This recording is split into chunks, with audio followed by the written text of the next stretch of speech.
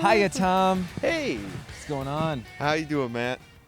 I'm good, man. Fucking Packers ready to face some Buccaneers. Oh my God! Lovie Smith is gonna fucking run the shit on the Packers. I'm terrified, Tommy. Oh, he is just like, I mean, you saw it from the Packers. I mean, it's nothing. I mean, you know, Lovie Smith, what he can do and everything, and they are, it's, I mean, watch out. I mean, if they're going to drop balls in this, defense made, the Tampa Bay Buccaneers are going to roll. Just prepare to get rolled, Packer fans. We have this week the most in-depth possible opponent scout of our upcoming opponent, the Tampa Bay Buccaneers.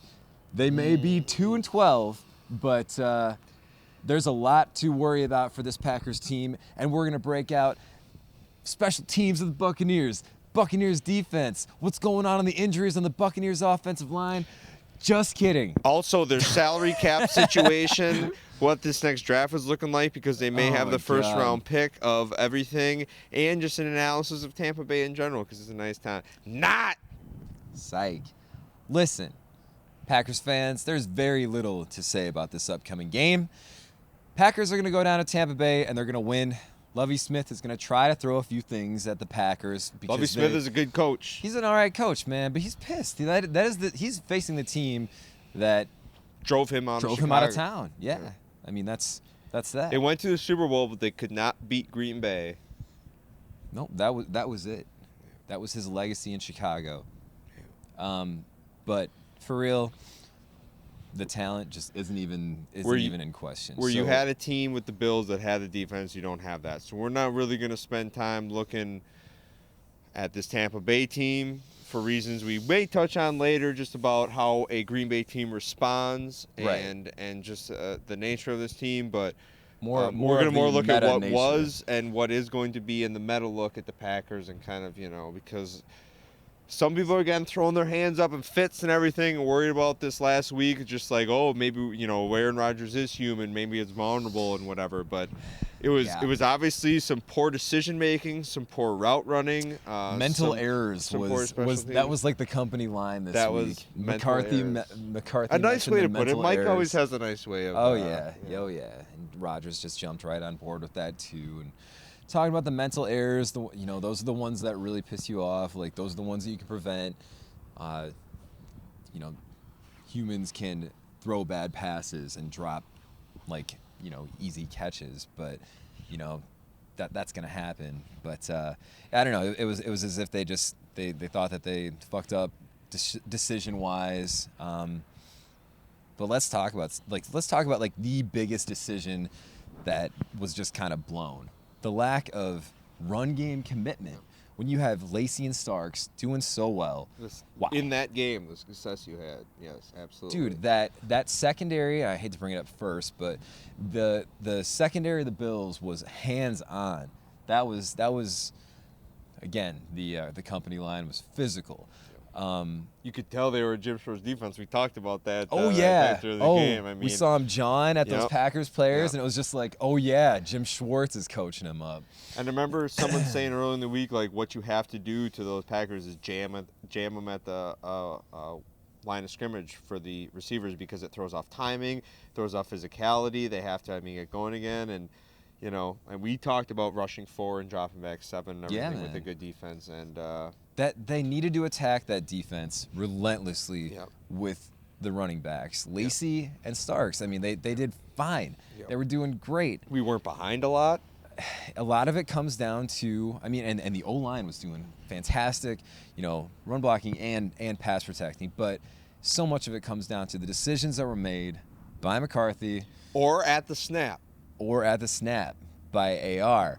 And, it begs to, how many of those plays were like run pass options or Rodgers checked out of the run? That we just don't know, yeah. Yeah, that's because that's something we love. We see all the time, and we know what's going on, and it works out for the most part. But I'm not gonna lie. If I was gonna say that in the heat of the moment during that game, I wasn't thinking run the ball. I was thinking, come on, get this pass thing figured out. I know. And you're just like, we can do this. You know what we're capable of. We should blow the doors off these guys who just like, all right, we'll keep just trying to thumb it in until we get it right. It's like the callers, the Fox broadcasters who had horrible pronunciation. They just kind of kept saying, like, Buffalo can't let Green Bay hang around. That offense is going to explode any minute now. And, like, I was honestly kind of waiting for that too. Yep. But it got to the point where it was just like, what are you doing, man? I mean, Rodgers and his receivers were not on the same page. Rodgers was, like, just missing throws. It was hard. Bad routes, that's a good secondary, so you're gonna have that. But and a good pass rush, but still, I hate to get like all like psychoanalytical on it or whatever, but is this just like hubris? Is this just like we're gonna keep doing this until it works? Yeah. Or, is it like overcompensating for the Richard Sherman game, where like they got so much crap for not throwing at Richard Sherman, and is this just like McCarthy just trying to flex and A-Rod just trying to make his MVP case, which took a serious stumble with this last game. Yeah. I didn't like it. God, that was fucking painful to watch. It was. Again, because, I mean, the defense, you can't fault them. I mean, you take away the touchdown from the return, and they had 12? Was it? 12 points, yeah. So, I mean, they did probably we'll maybe get into special teams pretty quick here because it happened in a lot of phases, and, we haven't really talked about how that can tilt the game so much because, when we say special teams is a third of the game, and what Big Mac says, and it's just we kind of joke about it, but it is when you're constantly really starting at the 10-15 and your opponent is constantly starting at the 35-40 on general, and just the block things and the points that you're banked on getting, and if you miss that field goal, they get it from the spot where the ball was kicked. And just how that tilts the field on so many aspects. Well, and Kyle Orton is not going to drive 80 yards on you and beat you. But if you give him a shorter field, I mean, you're just helping him out. Yep. Dude's a game manager, and their running game was just good enough. But, in general, like you're saying, special teams can really drag a team down. Wasn't it 2011? More than they can bring them up sometimes. Or what year did Crosby really slump? Was that 2012? 2 years ago, so yeah.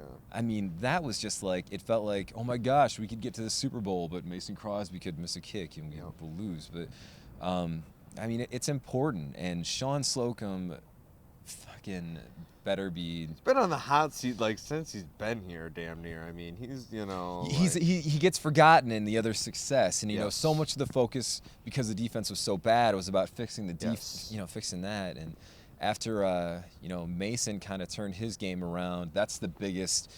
that's the most noticeable Spotlight thing. on Yeah. I mean, if you're taking points off the board, it's going to get talked about. Yeah. But 6 blocks now for this season. We addressed it last week, and it's Brian Carrevu from Cheesehead TV actually made a great point that on kicks, at least, Josh Sitton and TJ Lang used to be out there blocking on those kicks, on those field goals, and because since they've gotten injured, they are not out there on those units anymore. They're losing significant blocking on that. I mean, that makes a little bit of sense. Punt returns, damn, I have no idea. Yeah. But, I don't know. Rust on Tim Maste, I mean, it's I'm kind of a joke, but, it's just been like, I mean, it's not been a strong point where we've been able to hang our hat on. Right. Feels like for a long time on special teams. I mean, we always kind of scratch our heads about that great return man because we were reluctant to have Cobb in there because of the risk of injury, and it's not like he's busted the shit wide open. Right. And or Duan. I mean, yeah. And we want the best. We hope these guys are in there. We know we got some talented guys and how important it is for some of these guys to, get in on, get their reps and get their NFL playing time on this. But shit, man. Shit fucking man. You said it, Burns.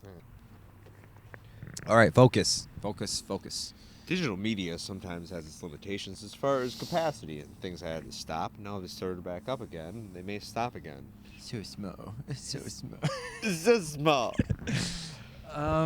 So I don't know. Do you think they blow out the Bucs? Practically neutral field. I've been down to Raymond James Yep, Stadium. yep. That's what it's called. Back in '09. Horrible game to go to. Packers have traveled historically well down there. Yes. It's obviously low Buccaneer fan enthusiasm down there, high Packer fan enthusiasm. Really don't see. I mean, the crowd, you could hear it at Buffalo. The crowd was loud. Right. It's just you're not going to get that. I'm not a betting man, but I'll put money on that. You're not going to get to the decibel count of Buffalo Stadium that you will at Tampa Bay Stadium. Well, you pointed out a couple things too. Bucks have never won a game at home this year, but it's not even like this week is their last chance to do it. They close with New Orleans at home.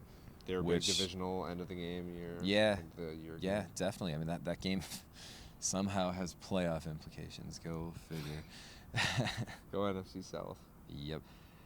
But I don't know. We'll hit us back next week with full NFC North roundup. But for now, I mean, what are you feeling for this game?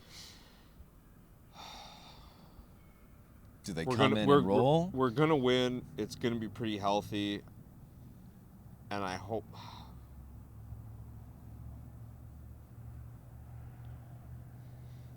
35-19 Packers.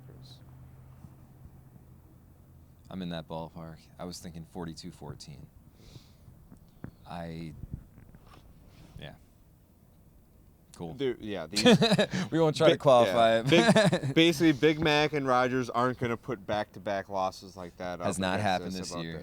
Yeah, has not happened. And just in their year. history, you know, a lot of people on our team are salty, and they take certain pleasure in, you know, making everybody reassess again everything that's going on. So yeah, hey, Rodgers was talking on his radio show about like this gives everybody a chance to realize that they, you know, lost in all the hype is there are no sure things in the NFL, and they have a killer opportunity in 2014.